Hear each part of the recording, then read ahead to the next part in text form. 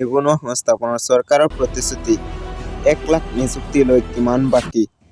নিৰ্বাচনৰ সময়ত চৰকাৰৰ প্ৰতিশ্ৰুতি আছিল 1 লাখ নিবনুৱা সংস্থাপন প্ৰদান কৰা চৰকাৰৰ বিভিন্ন বিভাগত ইতিমধ্যে বহুখিনি নিযুক্তি প্ৰক্ৰিয়া সম্পূৰ্ণ হৈছে এতিয়ালৈকে শেষ হৈছে 80,000 নিযুক্তি বাকী আছে 20,000 পদ অহা 3-4 মাহৰ ভিতৰত শেষ হ'ব 1 লাখ নিযুক্তি প্ৰক্ৰিয়া 15 জানুৱাৰীৰ ভিতৰত ওলাব 10,000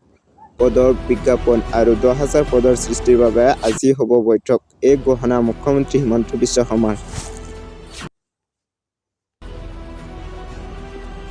আমি ডিসেম্বৰৰ ভিতৰত 10,000 নতুন পোষ্ট আমি এডভাৰটাইজ কৰা আছিল কিন্তু কালি মই বহি দেখিলোঁ যে ডিসেম্বৰ নহ'ব জানুৱাৰী লাগিব গতিকে